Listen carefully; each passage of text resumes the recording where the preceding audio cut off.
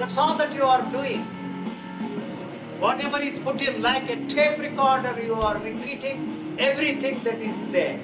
Put in there, that's all. You see that. How can you see? You have never seen anything in your life. Right? Never. What is enlightenment?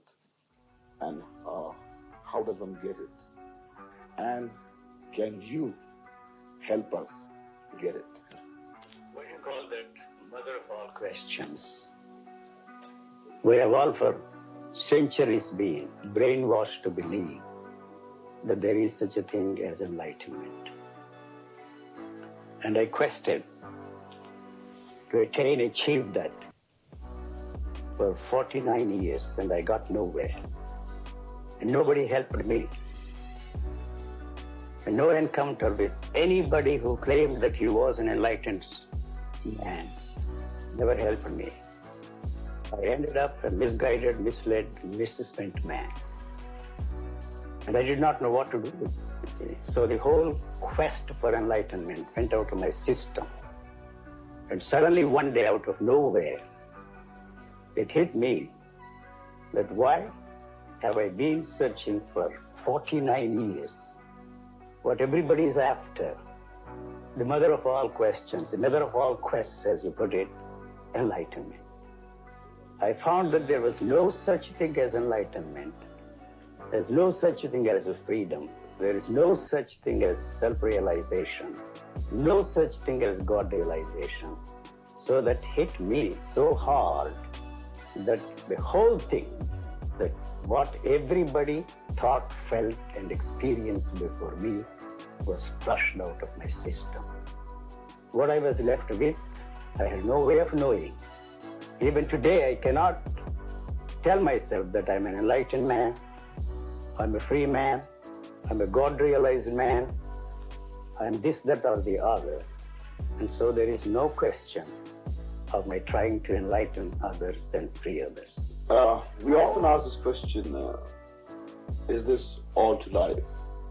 I mean, just getting up in the morning, going to work, getting married, having children, having a favorite God on your altar, and then one day dropping dead.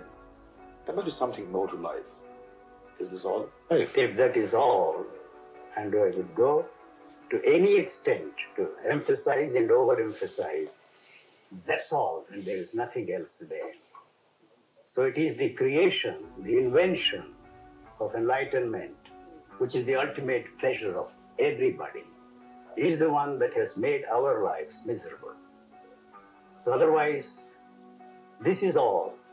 And so if that is all, life becomes meaningful and purposeful. Since we are looking for something, a meaningful and purposeful way of life, our lives have become miserable. So you don't realize that it is that that has created the misery for us. If that is all, what will you do? You may not accept that. What you are interested in, pleasure without pain. So you are interested in enlightenment, transformation, freedom from birth and death. Because that is the ultimate pleasure for you.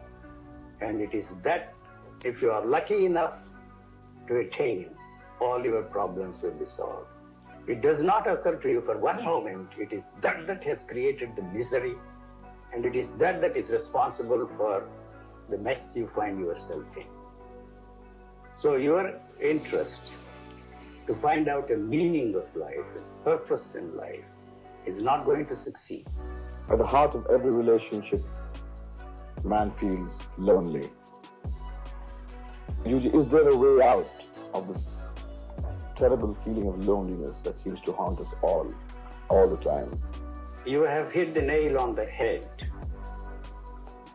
and it is your only thing that you are stuck with is this loneliness. So you are interested in filling in that loneliness. So you have invented 100 different escapist activities, and the demand to establish relationship with others is only there because you want to fill in this loneliness. And at the same time, you do not realize that this relationship which you are talking about is built on the foundation of what you will get out of this relationship. If you don't get what you want out of relationship, you have the last card, the jack, to play in the pack of cards. And you use this word called love. So when you can't get what you want, what you are left with is this misery. So you are bored. Everything you do to fill that boredom is taking you farther and farther away. So you are not interested in questioning why you are establishing these relationships with people. It's only to fill that loneliness. And if you don't get what you want out of this relationship, and don't forget that all relationships are built on the foundation of what do I get out of this relationship. If you don't get what you want, what you are left with is not the loving relationship, but hatred. And so I say, and very often say, without hesitation, that love and hate are kissing cousins. That's what you are stuck with. So where do we go from here? Is a dedication to pleasure all that we are left with? I mean, a hedonistic way of life is what one should pursue. What's wrong with it? That's actually what you are interested in, the hedonistic way of life. And your search for truth, reality, God, enlightenment, transformation is the ultimate pleasure. So what everybody wants, whether you are here in India or in America or in Russia or anywhere in this world, what everybody wants, whether you are a movie director or a cab driver, the only thing he is interested in is to have pleasure without pain. Is it possible to have pleasure without pain? It is just not possible because this body is involved in attaining that goal to have pleasure without pain. So it is a very destructive thing to ask for pain. So to have pleasure without pain is an impossibility. And that's the battle that is going on there in you. Because the living organism is not interested in pleasure. It is not interested in happiness. It is not interested in having only happiness without one moment of unhappiness. It is not interested in having pleasure with one moment of pain. So that you are not going to succeed because it destroys the sensitivity of this living organism. It is not interested in your happiness. People very well throw this question at me and ask me this question: are you happy? Because you think that you achieve this goal of enlightenment or whatever you want to call it. You think that that will give you permanent happiness and permanent bliss. We have been sold on that kind of a thing. We have been fed with that kind of a bunk for centuries.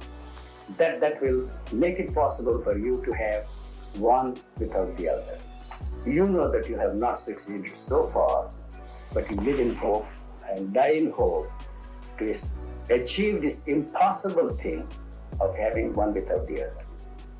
My answer to that question, are you happy, is I really do not know what happiness is, so I'm never unhappy. U.G., organized religion seems to have collapsed all over the world, and one saw the mushrooming of what you call small gurus sprang all over the world. For a time, people thought that there would be an answer in what U.G Krishnamurti had to offer the world.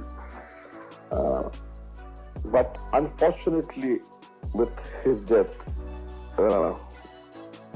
it seems that movement is fading away. Just for a few books which are still in print, it doesn't seem to have touched anything really. What is your opinion on the role he played? What makes you think that the organized religion is dead? All the political systems, all the political ideologies offer to us as the panacea for the evils to which the world is a prey, have failed and are failing. And that has created a tremendous vacuum. And all those gurus who believe that they have the answers for man's problems are going to step in and exploit the situation. All sorts of cults will step in and tell the people that they have the answers for that. So we don't bother about the impact of any particular teacher in the recent times, like U.G Krishnamurti and others. It is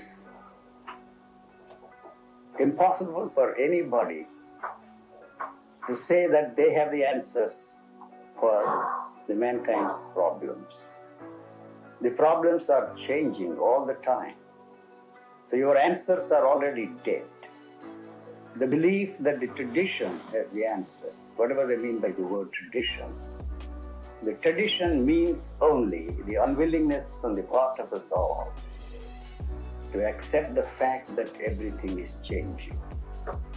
And religion actually and factually has no answers for the mankind's problems. U.G, it's very obvious to me that when I mentioned U.G Krishnamurti, you ducked. Why? I haven't ducked. There is a Latin expression, nil nisi bonum. You should not say anything about a man who is dead. Whatever he has done is there. Whether its impact is a real impact or not, it is for the world to decide. And may I give you a crude answer, which you may not like? Why keep a dead horse? That is the reason why I restrained myself. But it is said that he had much to contribute to your life. Oh. In fact, there is a belief that whatever happened to you is because of your association with U.G Krishnamurti. No, you see, you are not ready to accept my assertion that my visits to the holy men, like Ramana Maharshi, my encounter with U.G Krishnamurti in my formative years have not helped me at all. Despite all that, whatever happened to me has happened. I wonder why you don't want to accept the fact that my assertion that whatever happened to me has happened despite all that. But why you want to still believe that because of that, whatever I have come into is the result of my encounter with those people? You know the answer for that. You may not care for all that. You have left them all behind. But you have a tremendous investment in me and in what I am saying. So if you accept my answer that despite everything, that whatever happened has happened to me, you will lose me. So you don't want that to happen to you. That's why you keep asking the question over and over again and assert that my encounter with them all has resulted in whatever I have come into. All over the world, people are talking about psychobiology, that whatever solution to man's problems are within the framework of the physical organism. Desire, they say, is a hormone. Alcoholism is there in your genes. Hormones are responsible for all your desires. The whole ethical culture that we have built with a tremendous care is going to collapse. So you are not ready to accept that. As I see the problems of mankind, one very important question which we have to ask and get an answer if there is any answer, what kind of a human beings we want in this world? For centuries, we have placed before them the model of all these spiritual teachers. And it is just not possible for everybody to fit into that mold and become Buddhas, Jesuses, Krishnamurtis, and the like. But I maintain, I may not have any way of pointing out with enough evidence, statistical evidence, the statement that I'm making that there is a neurological disorder in the human brain, and that can be corrected only through a chemical process, and we are not ready for that kind of a thing. So sadhana is out. Sadhana is out because the goal does not exist. But we are not ready to face that situation because there is this danger in handing over what they have discovered about the genes to the state. They will destroy everything.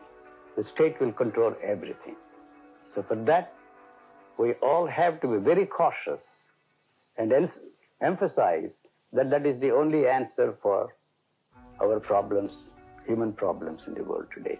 So finally, U.G, is there an oasis yonder? Or are we all stuck with a mirage? You are stuck with mirage, that's all that I can say. But that does not mean that you will stop looking for oasis. And you will go on and on and on. And in the end, you will be surprised, if you are lucky, to find that there is no oasis and you are stuck with the mirage.